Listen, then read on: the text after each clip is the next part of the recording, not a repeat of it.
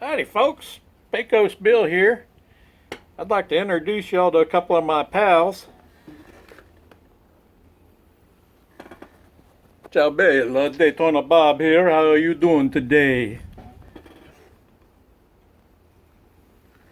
Bonjour madame, Panama Jack at your service.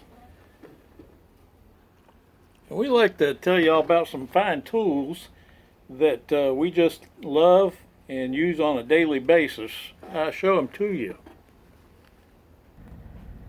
These are what I'm talking about here. They channel lock pliers, and they come in 3 different sizes that I have available today. See, that's the large one there, and the medium one, and the little one. You can see how small that is compared to a 10-cent piece.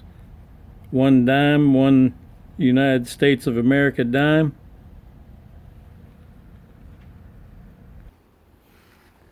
Hey y'all, B-Dog Jr. back with you again. The channel locks are fine tools, but that's not really what I wanted to talk about. I just wanted to do a little spoof in my video today, see if I can get a chuckle out of somebody. What I'm really here to talk about is my E6000 Glue. Now I'll show you some projects that I've used it on. This is my sister's truck. It used to be B-Dog Sr.'s truck, my dad's. And you can see that deflector shield on the front of it there. That was broken in 2 places. She handed me the shield, and she also handed me a tube of the E6000 glue. This stuff here, and it was the first time I'd ever heard of it, and which is really strange because they carry it at Walmart. I'm not sure how long they've been carrying it. So yeah, when she handed me the bug deflector or bug shield, whatever you want to call it, it was actually in 2 pieces, like that right there. And I started repairing it, and I had to clean the bugs off of it and stuff. I decided to clean it with alcohol. So when I cleaned it with the alcohol, it actually started breaking into more pieces. So I wound up doing like 3 or 4 repairs to it, and I used the E6000 glue that she gave me, along with the little sheets of plastic that I got from a packaging for that little tank protector that came, the packaging that the tank protector came with for my motorcycle. So yeah, along with the E6000 glue and the plastic pieces that I used, I also used some screws and nuts with metal plates to strengthen it up, and as far as I know, it's still working good for her. As far as I know, it is still holding together, but the plastic itself is getting so dry rotted from the sun and the weather and everything that it's starting to break in other places. So she's probably going to get a new one. And that was about a year ago when I did that repair, and I wasn't really sure if it was going to hold or not. But it's some pretty good glue. I do have to recommend it. I'll show you some other stuff that I've repaired, as well as my sister's bug deflector for her truck. So this is the charging cable that goes with my cell phone, and the cable was starting to break. You can see right there where the shielding came off of the wire. So I just ran some E6000 glue over the top of it and let it cure up overnight. And that was about 10 weeks ago. I would say a little over 2 months. And it's still working good. And this is the other phone charger that plugs into a cigarette lighter on my truck. And it was having problems shorting internally. So I used a popsicle stick to immobilize the wire and just glued it onto the popsicle stick to keep the wire from moving, because I didn't want to do surgery on the wire. But anyway, it does the job. It's not pretty.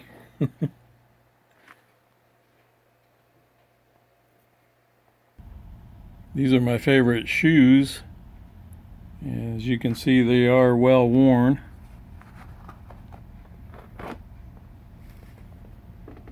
I tend to walk with my ankles rolled a little bit, apparently. You can see where I put glue on them to put the soles back on, because the soles were actually falling off, and to prevent them from coming off any further.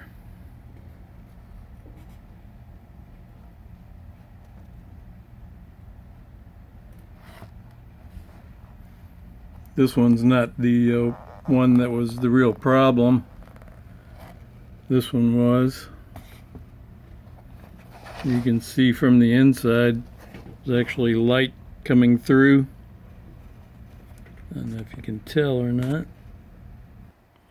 I'll take the insole out so you can see a little bit better what was going on. See the daylight coming through from the outside. It's actually holding now because I got it all glued up with the E6000 glue. And it's been like this, I want to say for like 4 months now. So I've been wearing them for 4 months, and so far so good. They're holding together. A little bit of glue came off there.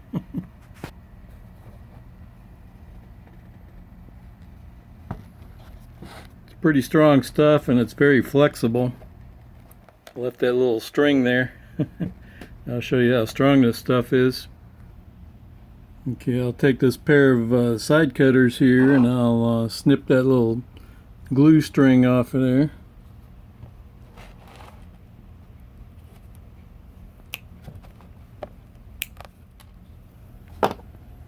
And to show you how strong it is, I have the glue string chucked up into this vise, which is not light. I'd say that vise weighs at least 10 pounds. And I'll pick it up with my fingers. See? I'm holding the vise. Look how thin it got. That stuff's pretty strong, I would say. Watch, I'll drop it. Woo! That's a heavy vise. And I'll even put a pair of vice grips on it. Okay, I got my miniature vice grips. These mini vice grips. Another one of my favorite tools there, attached. And we'll pick up the vise. How about that? Pretty cool, huh? So now I'm back to wearing my favorite shoes again every day.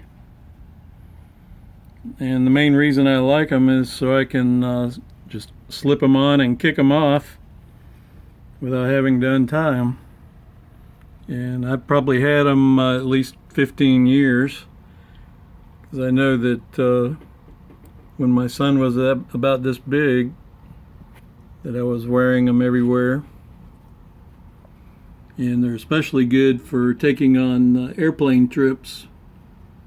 You know how TSA likes to make you take your shoes off at the airport. And these are very nice, you know, just kick them on and slip them back on and ease on down the line. So when you buy the small tube of E6000, it comes with these little syringe tips that are real nice if you're trying to put glue into a tough spot, very tight areas.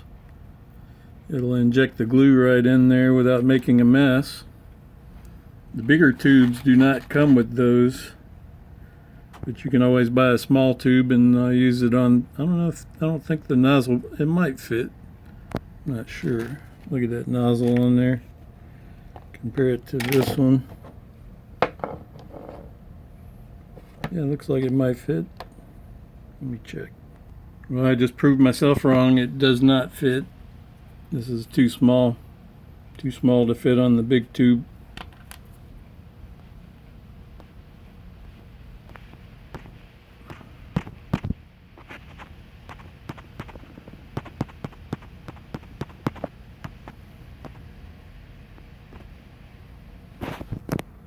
So anyway, the E6000 glue is pretty strong stuff. I highly recommend it. It comes in black as well as clear.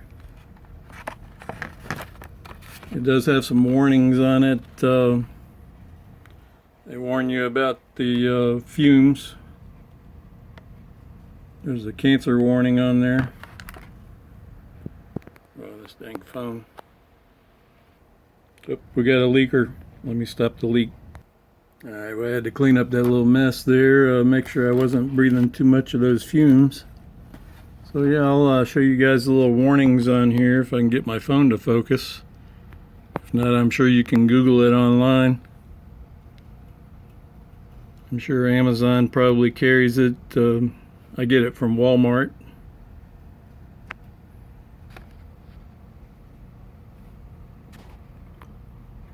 Man, I'm starting to not like this phone too much. But yeah, that's the packaging there. Just make sure that you use it in a well ventilated area and try not to breathe the fumes any more than you have to. So if you're going to be doing any major projects, make sure you have a good selection of clamps so you can clamp your work together. And make sure it cures up properly with a good glue joint. You can use magnets as clamps too if you get some nice strong magnets. Like these here are extremely strong neodymium magnets. Anyway, this is B-Dog Jr. I'm signing off. You guys have a good weekend. Or actually, today's Wednesday, so y'all have a good one. That was from Wet and Wild. Me and my son went there.